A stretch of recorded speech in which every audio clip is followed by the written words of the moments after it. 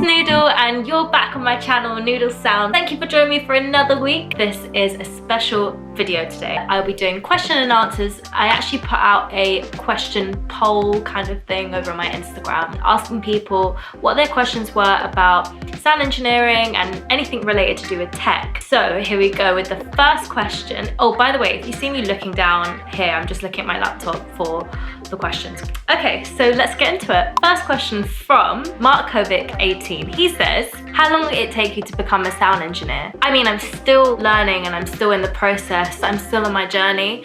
I went to uni from 2015 till 2017. I got a bachelor's degree in sound engineering and audio production. We also had amazing studios that were open 24/7. So I spent a lot of time in the recording studios just working and practicing and really getting to grips with things like compressors and EQs. But during the time I was at uni, I was doing a lot of music work experience, working for radio stations, recording studios, and also growing up. Actually, my dad's an electronic engineer, so growing up, I've sort of always been around electronics and technical gear, tech gear. Always been around tech gear. So I think it's always kind of been in me. And then when I left uni, I ended up getting a really cool job that a friend told me about. And they actually have live music upstairs every weekend, which was awesome. I did that for almost 2 years. So I would set up all the live bands and every week it would be a different band. Sometimes the bands would never have met. So it was pretty cool and I got to learn on the job. From there, I ended up working for Boiler Room and was still working at the restaurant doing sound and just sort of building up my experience from there. Through my experience, I think I learned more just from working every day, so it was awesome to do. And of course, right now I'm also mixing and mastering from home because we're in quarantine right now. Like I said, I guess I'm still on the journey, but I think it's taken me about 3 to 4 years to really solidly be where I am right now. That was a bit long. I'm gonna try and make these more snappy. So Sasha says, do's and don'ts, worst case scenarios during the live events and how to fix them. So I guess do's would be, especially if it's a long show and a long event, I really try and keep like a visual schedule in my mind of how it's gonna go from start to finish. So if the event starts at 5, I'll get there at maybe 1 and I'll know that by 3, we probably need to do a sound check, so everything needs to be set up by then. I'm sort of planning all these things along the way, and also don't forget to remember pack up time because there'd be like, we might be doing a live show on a Friday and I have to go DJ somewhere after, so make sure you plan enough time so you don't panic. Oh, that's my don't. Do not panic. If something goes wrong, which usually happens on a live show, especially if it's live and it's going out to thousands of people. Something usually goes wrong. I don't know why, but it just happens. There's always someone there to help you, even though they might not know exactly, you know, the ins and outs of audio. They'll always be on hand to maybe just hold something for you or grab something for you from the cupboard. Don't be afraid to ask for help. So other than me saying do not panic, I would also say to try and prepare for these things, to make sure that you've prepared as much as you can so that even if you have a situation, you're there and you're ready. So for example, if I use wireless mics throughout a show, sometimes the pickup from the receivers to my desk might have some interference. What I would normally do before a show is actually have an SM58 with an XLR already attached to my desk so that if anything happens with the wireless mics, they can pick that up straight away and they're not without a mic. So into our next question here by Jam Jamiro. He says, how to get a massive bass line? I actually go back with Jamiro a little bit. I've been recently mixing and mastering some of his tracks and I will actually feature one of them in this video later, so when I get into more of the technical things about parallel compression and EQ. But yeah, for now, how do we get a massive bass line? So I would say to make sure you have, and this is just my opinion, everything I'm saying is just like what I would advise. So I would say to have a sub bass, but to also have a mid-range bass. Maybe have a bass that doesn't go below 200 or 300 because 300 hertz for those who aren't really familiar. The reason being is because you don't want to have too many things going on in the sub. You already have your kick and then you're going to have your sub bass and then you're going to have your mid bass.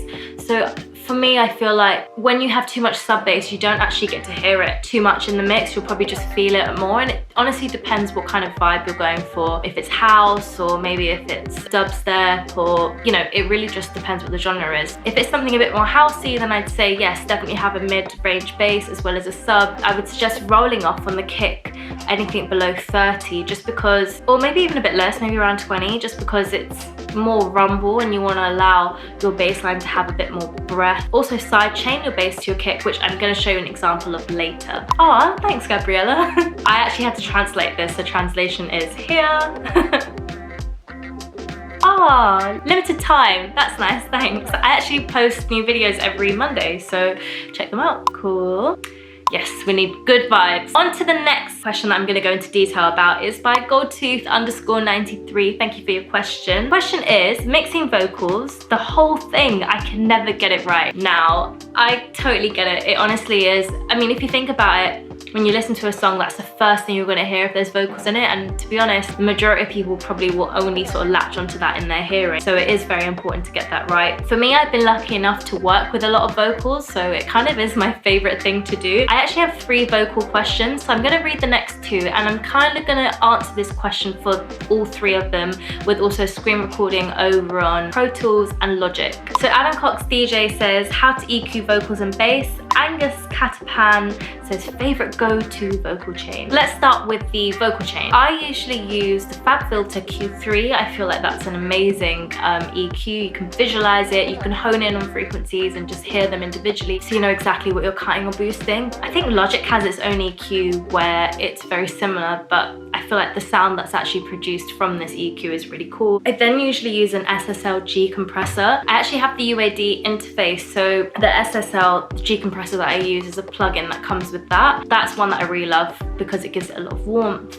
without pushing it too hard. I also like to use Isotope's RX de-esser. I don't like to use it all the time because I feel like it's a bit intense, but it really can be of some good use in particular mixes or even mastering. Let's jump into some of the screen recordings. I must say that I actually normally mix and master in Pro Tools, but for the purpose of this video, I felt like it was really necessary to show that you can mix in Logic if you don't have the budget of buying Pro Tools. Plus, if you're a producer and you already have Logic, then you know, it gives you the chance to really practice and use an industry standard software. So one of my videos will be in Logic, and the one in Logic will be of me mixing down a track for Jam Jamiro called Savage, and one of the videos would be of my vocal chain in Pro Tools. So let's have a look. This is just a clip of a video that I had for my International Women's Day video that I posted a few weeks ago on my YouTube channel. It's just a clip for the purpose of this example for the vocal chain. Let's bypass everything on the chain. I've got the FabFilter EQ, I'll just show you quickly. Got the SSL G B Compressor, as I mentioned, and also the RX de-esser. I'm going to bypass them all so you can hear what it sounds like without them. So one thing I haven't mentioned or talked about is the main PA system here. Now we use the Void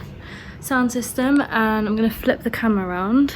So there you go. I think I'm just going to loop this section actually. If we now engage the EQ, let's have a listen to the difference and see what it's doing. So one thing I haven't mentioned or talked about is the main PA system here. Now we use the Void sound system. This is with. I'm going to flip the camera. You can hear how the voice comes through a lot more clearly. I mean, it's only subtle changes I've made, but I've made a dip here. I'm going to actually hone in on these frequencies, which is great about the FabFilter, just so you can hear what each of them are doing. So one thing I haven't mentioned or talked about.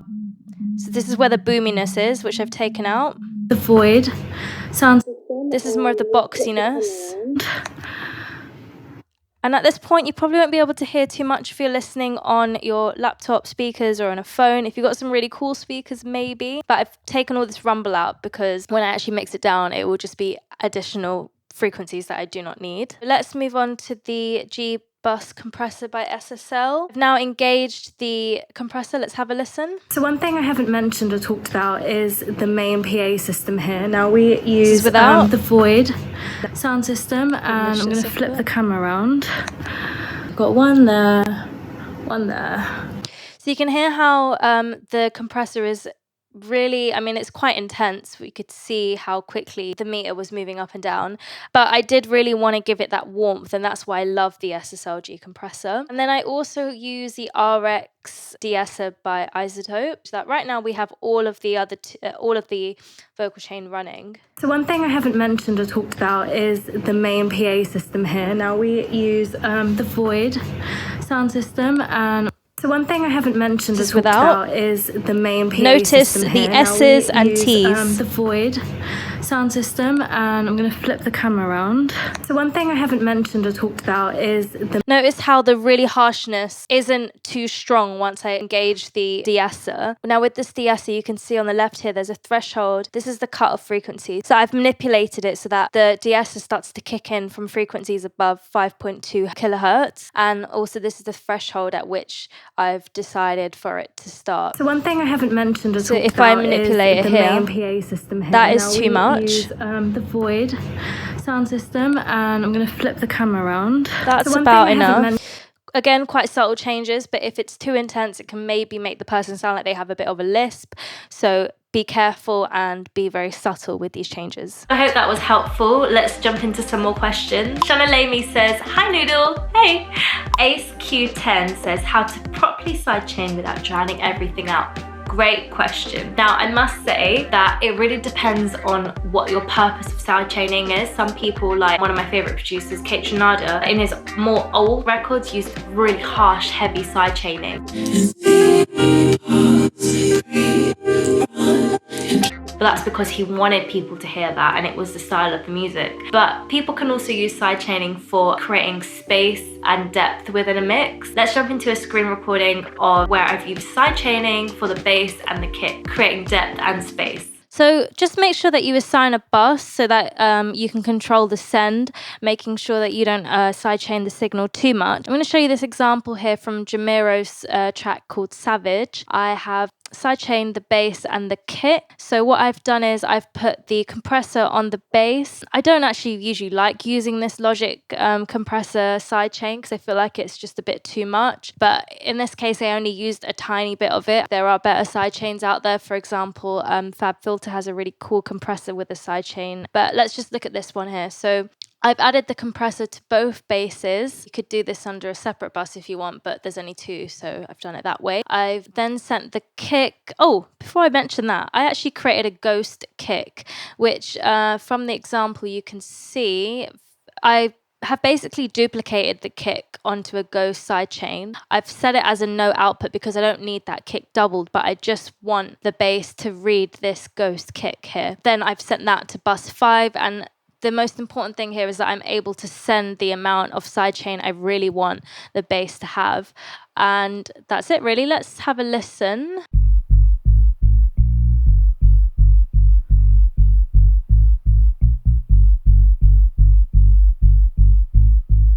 Very subtle example there, but it really gives the bass a bit of energy. Next up is Kit CH Cub. They say EQ plugin recommendations for Masterbus, currently using stock EQ8. I'm guessing you're using Ableton because I think that's the stock EQ for Ableton, which is still a pretty good stock actually. Some of my favorite EQs for Masterbuses are, I'm gonna stick with the FabFilter Q3, amazing plugin. And it's also cool because it doesn't cost as much as the other ones do. Some of the other ones I'm gonna mention come with the UAD. I will link actually the UAD website below so you can see all the plugins that come with it. I also really like the black box analog from Plugin Alliance, and I really like this because it's not actually an EQ plugin per se, but I really like the air little switch on the side of it. I'll show you in the picture now. It's on the right hand side, and that just gives it a really nice gloss. I mean, you could argue that you could just add the 10K with another EQ, but it's just got a really nice, I would sort of say vintage kind of air sound. Yeah, you should check that out. I think they do 14-day trials or something on most of these plugins. Definitely run a trial and see what you think. I also really love the Manley massive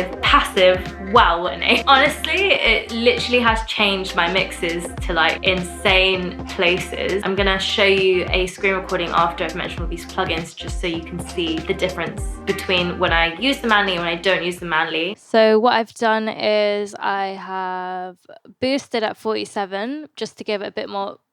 I've also boosted 3K and at 16K just to give it that nice shiny texture. So I'm gonna disengage it and engage it so you can hear the difference.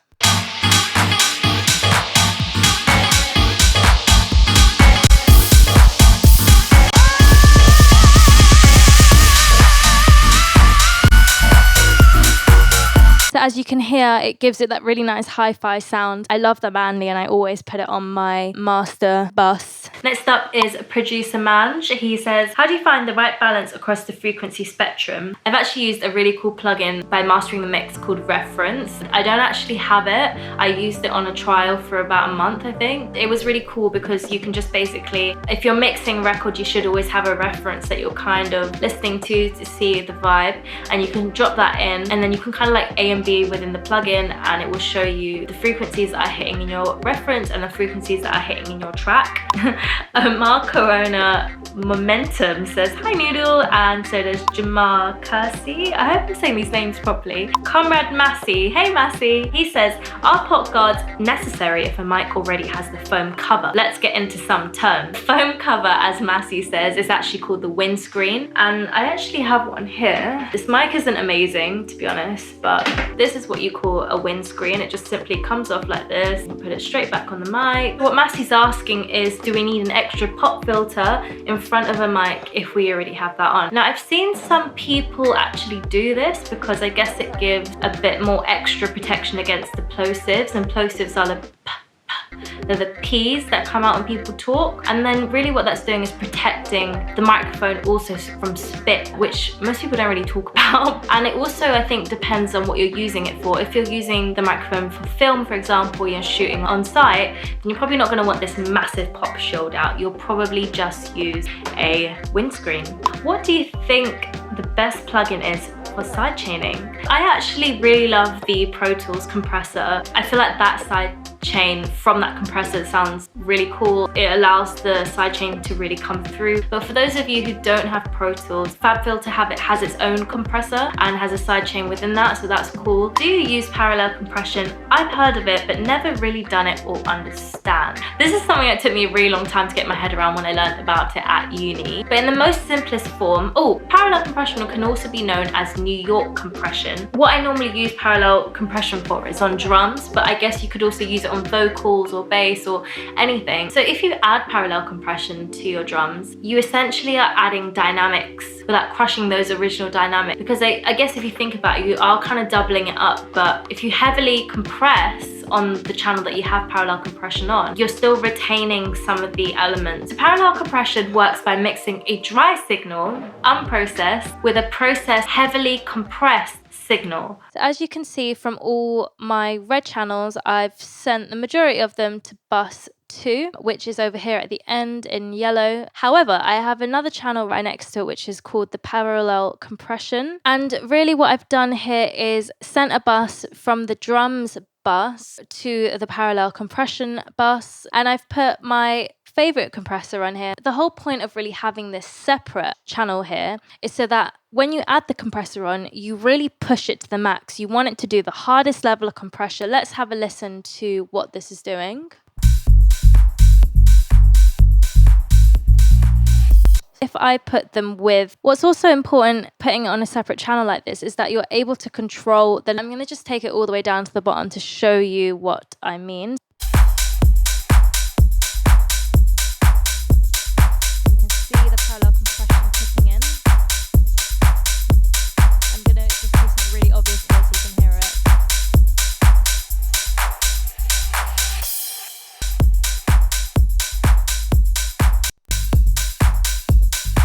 Now, to me, that is a very subtle difference, but I feel like that definitely gave it some extra energy. Last movie I went to, honestly, I can't actually remember. It's been so long.